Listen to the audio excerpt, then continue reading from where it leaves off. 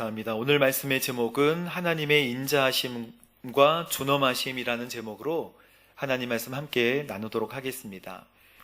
여러분, 제목이 어려운 것 같이 느껴지지만 하나님의 인자하심은요, 너무 간단한 것입니다. 누구든지 순종하고 예수의 이름을 믿으면 구원을 받는 것이다. 그것이 하나님의 인자하심입니다. 그러면 하나님의 존엄하심은 무엇일까요? 누구든지 불순종하면 꺾이고 내치운다 하는 것이 하나님의 존엄하심입니다. 오늘 로마서 11장에 나오는 하나님의 인자하심과 존엄하심은 유대인들이 하나님의 그 사랑의 손길을 거부했기 때문에 그들은 존엄함에 따라서 내쳐진 것이고, 이방인들이 그 기회로 복음을 듣게 되었으니 그것은 하나님의 인자하심으로 우리가 그렇게 되었다 라고 오늘 여기에 말씀하고 계시는 것이죠. 여러분, 로마서 1장부터 8장까지의 말씀은 하나님이 개인을 어떻게 구원하시는가에 대해서 말씀하고 계십니다. 우리는 죄에 대해서도 이겼고 사망에 대해서도 이겼고 생명과 성령의 법이 죄와 사망의 법에서 우리를 어찌할 수 없다는, 구원하신다는 말씀을 들었죠. 그런데 9장부터 10장, 11장은 어쩌면 우리에게 관계가 없는 것 같이 느껴지는 좀 인기가 없는 장으로 느껴질 수가 있습니다. 9장과 10장, 11장은 이스라엘의 과거와 현재와 미래에 대해서 말씀하고 있기 때문이죠. 이스라엘이 과거에는 어땠고 현재는 어땠고 미래는 어땠습니까? 나와 관계가 있는가? 이 원래 복음은 이스라엘로부터 왔는데 꼭 그들이 구원받고 안 받고가 나와 관계가 있는가? 그들은 어떤 민족이길래 나와 별로 관계가 없는 것 같은데 이미 하나님의 그 복음의 주권은 이제 교회들에게 온 것이 아닌가라고 생각되어지기도 합니다. 그런데 하나님의 말씀을 읽어보면 그렇지 않은 거예요. 우리가 관심이 잘 없던 이 부분이 하나님의 놀라운 구원 계획 안에 들어있고, 이스라엘의 구원이라는 것이 전 세계 많은 사람들의 구원과 영적 부흥에 관련이 있다는 것을 하나님께서는 로마서 11장을 통해서 알려주시고 보여주시고 계시는 것입니다. 이스라엘의 구원은 예수님의 다시 오심과 직결이 돼요. 그래서 오늘 교회는, 사실 많은 교회들이 이스라엘의 구원에 대해서 관심이 별로 없었고 한국 교회나 미국 교회나 이것에 대해서 별로 관심이 없었는데, 오늘의 교회는 하용조 목사님이 처음 시작할 때부터 이스라엘의 구원에 대해서 관심을 가지고 이 키비, 이스라엘을 연구하고 기도하면서 성경을 가르치고 배우는 키비라는, 지금은 샬롬 이스라엘로 바뀌었지만 그렇게 이스라엘에 관심을 가지고 열심히 기도하는 모임이 우리 오늘의 교회 안에 있었습니다. 과연 이스라엘은, 그 신비스러운 나라는 어떤 의미일까요? 여러분, 우리가 구약 성경에 보면 이스라엘은, 그 민족들은 하나님의 축복 그리고 하나님의 약속 안에 거하는 민족, 그래서 선민이라고 불리우고 그들에게는 하나님의 약속의 말씀으로 주어진 율법이 그들 뼛속 깊이 자리 잡고 있게 되었습니다. 그런데 하나님의 구약 말씀대로, 예언대로 결국 이사야서 53장 말씀에 보면 예수 그리스도에 대하여 그 풍채까지도, 그가 고난을 받는 것까지도 예언이 되어 있는데, 이스라엘 백성들은 지금도 이사야 말씀을 읽을 때 이사야 53장을 안 읽습니다. 그것을 부정하는 거예요. 그러나 앞으로 미래에는 하나님께서 이스라엘 백성들을 구원하실 텐데, 그때 부활의 영광과 같이 온 세상의 영적 부흥과 함께 이스라엘 백성들을 다시 구원할 때가 있으시다라고 말씀하시고 계시는 것입니다. 유대민족들은 참 이상해요. 그렇게 하나님을 반대하고 그 민족들이 흩어지잖아요. 그리고 홀로코스트 600만 명 이상이 학살당하고 매 세기마다 이스라엘 백성들은 엄청난 시련과 핍박을 겪게 됩니다. 그들이 디아스포라가 된 다음부터 매 세기마다 핍박과 어려움을 겪게 되는데, 특별히 이슬람 사람들은 그들을 받아주지만 기독교인들이 그들을 받아주지 않습니다. 그래서 그들은 전 세계를 유리하는 표류하는 백성들이 된 것이죠. 여러분, 하나님은 분명히 이스라엘 백성들을 향한 놀라운 약속과 계획을 가지고 계십니다.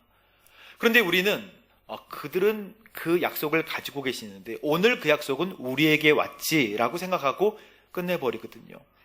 하나님은 이스라엘을 반드시 회복시킨다고 오늘 말씀하고 계십니다. 우리가 이스라엘 역사를 그래서 잠깐 살펴볼까요? 그림으로 함께 보도록 하겠습니다. 문명의 발생지는 지도를 한번 보여주세요. 문명의 발생지는 강으로 발생하는데요. 티그리스 강과 유브라데스 강, 거기에 메소포타미아 문명이 발생하는 것입니다. 다음 장 넘겨주시면 그때 아브라함은 이제 하나님께서 약속하신 땅으로 쭉 오죠. 그래서 이스라엘 백성들의 약속된 땅을 차지하다가 그 흉년 때문에 이집트로 저 델타 삼각지 쪽으로 옮겨가게 되고 결국에는 이집트에서 오랫동안 살다가 나중에 출애굽을 하게 됩니다. 출애굽기죠. 출애굽을 하면서 하나님께서는 레위기 통해서 말씀을 주시고 율법을 주십니다. 그런데 방황하고 광야 40년 동안 있던 이스라엘 백성들이 하나님의 땅 주심으로 인해서 이제 그 땅을 차지하게 되는데 사사기 시대에 보면 하나님께서 여전히 다스려 주세요. 저기 중간에 꼬불꼬불하게 된 것은 하나님께 죄졌다가 다시 돌아왔다가 죄졌다가 다시 돌아오는 삶을 반복하는 사사기 시대를 이야기합니다. 그런데 우리도 더 이상 하나님의 다스리심 말고 왕 필요합니다 라고 해서 왕정기가 사울왕부터 시작해서 시작되는 것입니다. 그러나 하나님은 왕을 달라고 하는 이스라엘 백성에게 몹시 섭섭해 하셨어요. 하나님이 왕이 되셨기 때문에 너희들의 다스릴 왕을 너희들이 가져라. 그래서 사울 그리고 다윗, 솔로몬에 이르기까지 왕정기가 시작되다가 솔로몬 왕은 우상을 많이 섬김으로 인해서 그 나라가 북이스라엘과 남유다로 분열 왕국이 되어 쪼개지게 되는 것입니다. 북이스라엘은 아수르에게 멸망을 하고요. 722년에 남유다는 586년에 바벨론을 통해서 멸망하게 돼서 이 나라를 하나님께서 멸하십니다. 왜요? 약속의 백성인데 죄졌기 때문에. 약속의 백성인데도 죄를 지면 하나님께서 그 나라를 멸망시키시는 것입니다. 그런데 70년 만에 돌아오게 하셔서 에스라 학사를 통해 느헤미야 통해서 스룹바벨을 통해서 성전을 다시 세우고 하나님의 나라가 될 수 있도록 만들어 주십니다. 그리고 나서 구약 역사가 끝나는 것입니다. 그리고 나서 400년 있다가 예수님이 오시는 거예요. 구약 역사는 아주 간단해요. 여러분, 이 역사 다음에 예수님이 오셨죠. 예수님은 성전에 물건들을 뒤집어 엎으시면서 내 집은 기도하는 집이다 말씀하셨어요. 다시 하나님의 백성과 하나님의 율례와 법도를 잘 지키고 하나님의 마음과 사랑을 잘 알도록 하나님께서는 말씀해 주신 것이죠.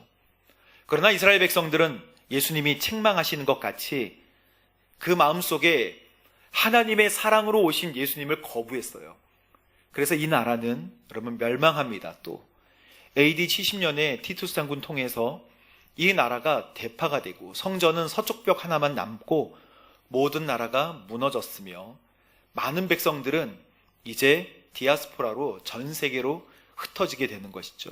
그리고 나서 2000년 동안 나라를 잃어버린 백성으로 살게 되는 것입니다. 그들은 러시아 시베리아 지방에 가서도 키예프 공화국이라는 것을 세우면서 나름대로 열심히 살지만 1948년에 이제 5월 14일 날 그들이 역사적으로 독립을 하게 되는 것입니다. 이 사건은 로마서 9장, 10장, 11장의 말씀을 잘 알고 있었던 사람들에게는 놀라운 충격입니다. 하나님이 2000년간 흩어졌던 백성들을 다시 모으셔서 뭔가를 일으키시나 보다. 여러분, 유대인들은 말씀을 배격하고 배척했지만 유대인 가운데서도 하나님의 말씀, 메시아를 믿는 메시아적인 그 주이시들이 있어요. 메시아닉 주이시. 그래서 메시아를 믿는 유대인들이 점점 더 많이 늘어나고 있고, 하나님은 말세에 어떻게 우리를 역사하실는지 우리도 지금 기대하고 있는 중에 있는 것이죠. 오늘 이 말씀에서 하나님께서 우리에게 말씀하시는 내용은 자기 백성을 사랑하시고 끝까지 구원하시겠다는 하나님의 큰 구원의 계획을 말씀하고 계십니다. 말씀을 한번 살펴볼까요? 여러분, 하나님은 자기 백성을 버리셨나요? 오늘 그렇지 않다고 말씀하고 있습니다. 1절 말씀 읽어보겠습니다. 시작. 그러면 내가 묻겠습니다. 하나님께서 자기 백성을 결코 그럴 수 없습니다. 나 자신도 이스라엘 사람이요 아라시에서 난 자요 베냐민 지파 사람입니다. 우린 이스라엘이 버림받았다라고 생각해요. 왜 그러냐면 마태복음 21장 43절 말씀에 보면 하나님의 나라를 너희에게서 빼앗아 그 나라에 열매 맺는 백성들에게 줄 것이다. 하나님의 나라를 너희들에게서 빼앗아서 그 나라를 너희 다른 백성에게 줄 것이다 라고 말씀한 저 말씀이 마태복음에 분명하게 기록되어 있기 때문입니다. 이 말씀을 주신 이유는 아주 분명해요. 예수님께서 유대주의자들과 항상 다투실 때 이 사람들이 하나님의 사랑을 거부하자 주님께서는 비유로 말씀하십니다. 포도원을, 어떤 주인이 포도원을 일구어서 만들고 그 포도원을 경영하도록 사람들에게 맡겼는데 이 사람들이 포도원을 대리받아서 열심히 포도를 생산하고 있다가 어느 때가 되어서 주인이 내 포도의 일부분을 수확하러 왔다. 그 수익의 얼마를 수확하러 왔어요. 그런데 그 종들이 이제 주인이 보낸 종들을 돌로 치거나 죽이거나 또는 해하는 거예요. 그래서 이 주인은 참 이상하다고 생각했습니다. 그렇지 않을 텐데. 그래서 더 많은 종을 주는 것입니다. 그런데 동일하게 돌로 때리고 죽이는 거예요. 그래서 예수님은 비유로 계속 말씀하십니다. 그렇다면 내 아들을 보내겠다. 아들이라면 존경하겠지. 그래서 아들을 보내니까 이 사람들은 다른 생각을 하는 거예요. 상속자구나. 우리가 지금 가지고 있는 이 재산의 상속자구나. 자기 것도 아닌데. 그래서 이들을 포도원 바깥으로 끌어내서 아들을 죽입니다. 그래서 예수님이 사람들에게 물어봐요. 그러면 이 사람들을 너희는 어떻게 하겠느냐? 이 사람들을 죽이고 다른 포도원을 일굴 사람들을 모아서 그 세를 받아야 합니다 라고 말씀해 주세요. 그리고 난 다음에 주님께서 말씀하시는 말씀이 바로 이것입니다. 하나님의 나라를 너희에게서 빼앗아서 그 나라의 열매 맺는 백성들에게 줄 것이다. 주님께서 말씀하신 거예요.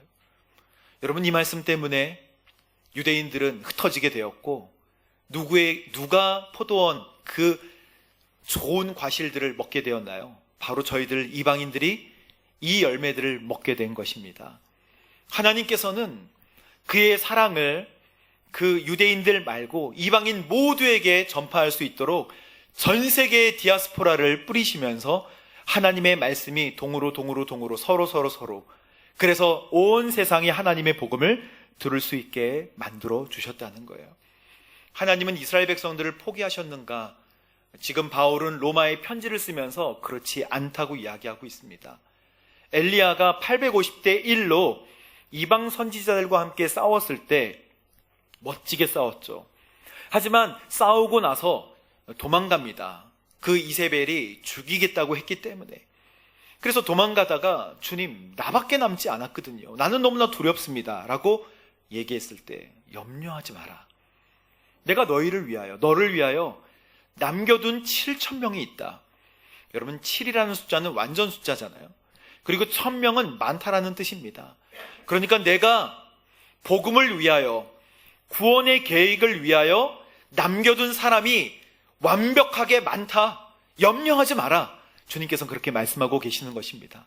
이 말씀을 인용하실 때는 너희가 염려하지 마라. 이스라엘의 구원은 완전한 때와 완전한 시기에 내가 완벽하게 이룰 것이다 라고 하는 하나님의 말씀인 것입니다.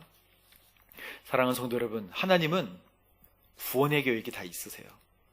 하나님의 놀라운 구원의 계획은 우리 눈으로는 다 알 수 없지만 지금도 신실하게 이루어져 가고 있습니다. 하나님의 말씀, 여러분 시편 33편 말씀 우리가 큐티로 지난주에 묵상했잖아요. 하나님의 말씀은 의롭고 진실하다 그랬어요. 우리 주님께서 하신 말씀은 진실하다, 즉 변함이 없으시다는 뜻입니다. 하나님의 약속은요, 한 번도 바뀐 적이 없어요. 그래서 주님께서 약속하신 그 구원의 계획에 따라 우리는 들쑥날쑥하지 않고 변함없는 하나님을 믿고 우리의 구원에 대해서 확신할 수 있는 것입니다. 11절 말씀에, 33편 11절 말씀에 그러나 여호와의 계획은 영원히 서고 그 마음의 뜻도 대대로 설 것이다. 하나님이 변하지 않으시다라는 것을 말씀하고 계십니다. 12절 말씀 함께 볼까요? 시작. 여호와를 자기 하나님으로 삼은 민족, 하나님께서 그분의 소유로 선택하신 백성들은 복이 있습니다. 아멘. 하나님께서 이 사도행전 역사 지금까지 이스라엘 백성들과 우리들을 치신 적은 있으시지만 버리신 적은 없으세요. 다 구원하여 주실 줄로 믿습니다. 하나님께서 지금 이 말씀을 굳이 이스라엘, 하나님께서 치셨던 이스라엘 이야기를 우리에게 해주시는 이유는요, 그 이스라엘을 원가지로 보고 우리가 접붙임 바 되어서 너희들에게도 유대인 때문에 은혜가 임했고 하나님의 거대한 구원의 계획 속에 우리 모두 다 들어가 있는 것이다 라고 말씀하고 싶으신 거예요. 여기 앞에 나뭇가지가 있는데요,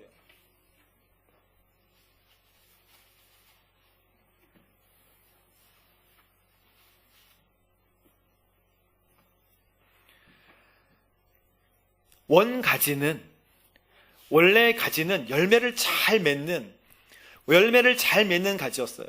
이것은 가지가 잘해서가 아니고 그 뿌리와 그 줄기가 잘해서입니다. 자양분을 잘 공급하기 때문에 열매가 잘 맺히는 것입니다. 그런데 이렇게 열매 맺지 못하는 나무가 있어요. 바로 우리 이방인 같은 원래 본질상 진노의 자녀였던, 이방인과 유대인이 차이가 있는 것이 아니라 예수 그리스도를 믿는가 믿지 않는가가 차이입니다. 우리는 열등하고 그들은 우월하고 이런 얘기가 아니에요. 우리들은 예수님을 받아들여서 하나님의 은혜 안에 거한 것입니다. 그런데 이방인들이 예수 그리스도를 거부해서 그 가지에 붙어 있기를 거부했기 때문에 그는 꺾였어요. 꺾이지 않네요. 죄송합니다. 철사로 돼 있어서 꺾이지 않네요. 아무튼 이게 꺾였다고 하고, 그리고 우리를 주님께서 접붙임 하신 것입니다. 여러분, 접붙임에서 붙여놓기만 하면 그 가지가 자라서가 아니라 그 줄기와 뿌리에서 나오는 자양분을, 좋은 자양분을 공급받기 때문에 그는 자연히 열매 맺는 가지가 되는 것이죠. 그래서 하나님께서는 우리에게 두려움으로 그 구원을 이루어 가라라고 말씀하세요. 우리가 잘나서 그들을 보고 너는 부러진 가지고 넘어진 가지니까 그 모양 그 꼴이지라고 이야기할 수 없다는 것입니다. 원 가지도 꺾어내셨기 때문에 다시 붙은 가지는 얼마나 잘 꺾으시겠느냐라고 하시는 말씀을 오늘 하고 계시는 것입니다. 그러므로 두렵고 떨림으로 여러분의 구원을 이루라라고 주님께서는 오늘 우리에게 말씀하여 주시는 것입니다.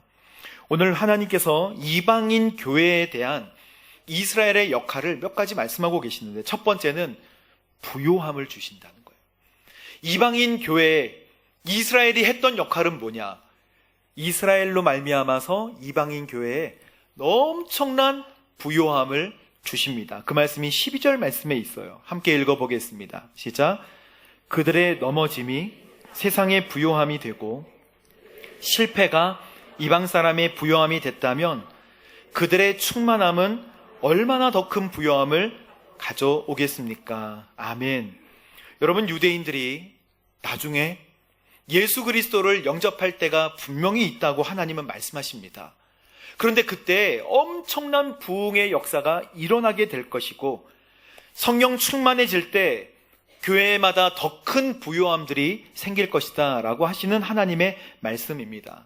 여러분, 그래서 우리가 백투 예루살렘도 옛날에 많이 했지만 우리의 노력의 99%는 뭐가 돼야 돼요? 예루살렘으로 가는 게 아니라 기도하는 것이 돼야 합니다. 근데 백투 예루살렘이 아니라 백투 바이블, 하나님의 말씀으로 돌아가서 하나님의 말씀대로 우리 온 세계의 회복, 이스라엘의 회복뿐만 아니라 우리 전 세계의 회복을 위하여 기도해야 하는 줄로 믿습니다.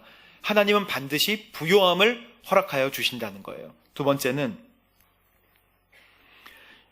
15절 말씀 보십시오. 큰 부흥과 부활의 능력을 경험하게 될 것이라고 말씀합니다. 함께 읽어보겠습니다. 시작. 하나님께서 그들을 버리신 것이 세상의 화목이 됐다면 하나님께서 그들을 받아들이시는 것은 죽은 사람 가운데서 살아나는 것이 아니고 무엇이겠습니까? 아멘. 이스라엘이 완악해서 예수 그리스도를 거부한 것이 이방인에게 큰 은혜를 가져다 주었다는 것은 사실이에요. 그런데 만약에 이스라엘의 영적 회복이 이루어질 때, 그때 모든 성도들의 부활이 함께 일어나면서 영적 부흥을 이루게 할 것이다 라는 말씀이 바로 이 15절 말씀인 것입니다. 여러분, 바룩 하바 베셴 아도나이라고 히브리 사람들이 늘 모이기만 하면 외치는 내용이 있어요. 바룩 하바 베셴 아도나이, 이게 무슨 뜻이냐면요, 찬송하리로다 주의 이름으로 오시는 이여. 메시아를 믿지 않지만 메시아를 기다려요. 찬송하리로다 주의 이름으로 오시는 이여. 유대인들이 모여서 예배하는 곳이면 언제든지 구호나 또 찬양으로 바룩 하바 베셴 아도나이 본인들이 외치면서 이것을 기대합니다. 이것은 마태복음 23장 말씀이에요. 예루살렘을 두고 예수님께서 예언을 하실 때, 예루살렘아 예루살렘아, 예언자들을 죽이고 내게 보낸 사람들에게 돌을 던진 예루살렘아, 예수님이 피가 끓는 마음으로 말씀하시는 거예요. 예루살렘아, 돌을 던진 예루살렘아, 암탉이 병아리를 날개 아래 품듯이 내가 내 자녀를 모으라고 한 적이 몇 번이었느냐. 그러나 너희들은 원하지 않았어. 보라, 이제 너희 집은 버림받아 어떻게 된다? 황폐하게 될 것이다. 유대인들은 예수님을 거부한 것 때문에 벌 받았어요. 2000년 동안. 39절 보십시오. 내가 너희에게 말한다. 뭐라고요? 주의 이름으로 오시는 분이 복되시다 라고 말할 때까지 너희가 다시는 나를 보지 못할 것이다 라고 말씀하십니다. 이것은 예수님을 메시아로 알아보지 못한 유대인들을 향해 선포하신 말씀인데요, 반대로 얘기하면 그들이 예수님을 주로 환영하고 경배하게 될 때 주님을 다시 보게 된다는 거예요. 그들이 메시아 안 믿던 유대인들이 주님이셨군요 라고 얘기할 때, 우리가 거부했던 주님이셨군요 라고 얘기할 때 주님이 오신다는 거예요. 할렐루야.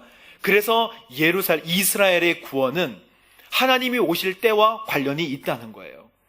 그래서 우리가 주님의 오심을 더 빨리 이루려면 이스라엘을 위해서 기도해야 한다는 말이 이래서 나오는 것입니다. 주의 이름으로 오시는 분이 복되시다라고 말할 때까지 그들이 나를 보지 못할 것이다. 그들이 메시아를 알고 메시아를 손을 들어 찬양하는 순간에 주께서는 땅끝이에요. 마지막 복음을 다 전파하시고 예수님께서 정말 멋진 모습으로 재림하여 주실 줄로 믿습니다. 그래요. 여러분, 스가랴는 예수님이 오시기 전에 선지자잖아요. 스가랴 12장 10절에 보면 그들이 찌른 자에 대한 애통 나와 있습니다. 함께 읽어볼까요? 내가 다윗의 백성과 예루살렘에 사는 사람들 위에 은혜와 용서를 구하는 마음을 부어줄 것이다. 여러분 보십시오. 유대인들에게 지금 뭘 부어줘요? 은혜와 용서하는 마음을 부어줄 것이다. 하나님께서 예언하셨어요. 그들이 회개할 마음을 언젠가는 부어주실 것입니다. 그 다음 말씀, 그들이 찔러서 상처 입은 나를 보고 슬피 울 것이다. 전 이 말씀 보고 얼마나 감동했는지 몰라요. 그들이 찌르고 그리고 상처를 입힌 나 예수 그리스도를 보고 눈물을 흘릴 것이다. 그들이 예수님을 거부했지만 이스라엘은 주님을 알게 될 거예요. 우리가 죽였던 분이 바로 하나님이셨구나. 내가 죽였던 사람이 하나님이셨구나. 마치, 그 다음 시작, 마치 외아들을 마음에 두고 슬피 울듯이 슬피 울 것이며 맏아들을 마음에 두고 슬피 울 것이다. 주님께서는 다 아십니다. 과거와 현재와 미래를 다 아시는 우리 주님이세요. 근데 여러분, 이 내용들이 왔다 갔다 있지만 결국에는 뭐예요? 우리 하나님의 거대한 구원의 계획 안에 모든 백성들이 다 들어가 있다는 거예요. 우리가 먹다 남은 빵입니까? 저희 형이 저한테 어릴 때 늘 식빵을 주면서 식빵 껍데기만 줬어요. 껍데기만 이렇게. 껍데기가 색깔이 있잖아요. 이 색깔이 있는 게 맛있는 거야, 동시가? 하고 본인은 촉촉하고 말랑한 것만 먹었거든요. 그래서 저는 껍데기가 한동안은 맛있는 부분이라고 생각하고 먹었어요. 근데 알고 보니 아닌 거예요. 그래서 배신감 느끼고. 근데 그런 게 아니에요. 그들이 취하지 않았기 때문에 우리가 그것을 먹었다, 이런 개념이 아닙니다. 앞뒤로 보고 나면 하나님의 놀라운 구원 계획 안에 그들은 2000년 동안 수세기마다 홀로코스트를 하고 우리는 그것 때문에 은혜의 시대를 2000년 동안 누려서 하나님의 복음을 받아들인 멋지고 은혜로운 교회가 되지 않았습니까? 할렐루야. 이것이 바로 은혜인 줄로 믿습니다. 하나님 완벽하세요. 하나님은 완벽하십니다. 자, 그러나 우리는 자랑할 수 있다 없다? 없다. 왜 그러냐면 여러분 17절 말씀 보십시오. 함께 읽어보겠습니다. 시작. 그런데 가지들 가운데 몇 개가 부러졌는데 돌리브 나무인 그대가 그들 가운데 접붙임을 받아 참 올리브 나무의 뿌리의 자양분을 함께 나눠받는 사람들이 됐으니. 18절 말씀, 그 가지들을 향해 자랑하지 마십시오. 자랑한다 할지라도 그대가 뿌리를 지탱하는 것이 아니라. 그렇습니다. 그래서 주님은 20절 말씀에 이렇게 말씀하십니다. 그들이 믿지 않음으로 부러졌고 당신은 믿음에 서 있는데 마음에 뭐하지 말고, 교만하지 말고. 우리는 은혜로 얻은 거잖아요, 구원을. 교만하지 말고 오히려 뭐하라? 두려워하십시오. 그래서 오늘 마지막에 하나님께서 오늘 우리에게 주시고자 하는 말씀, 인자하심과 준엄하심을 생각해보라. 그것입니다. 22절 말씀 보십시오. 그러므로 하나님의 그 은혜, 우리에게 덤으로 주어졌던, 공짜로 주어졌던 예수 그리스도를 믿는 하나님의 은혜와 그 준엄하심, 그 은혜를 잃어버리면 우리도 어떻게 돼요? 꺾여서 밟혀 버릴 수 있다고 하는 이 준엄하심을 여러분 마음속에 깊이 생각하게 되기를 바랍니다 라고 오늘 말씀하고 계시는 것입니다.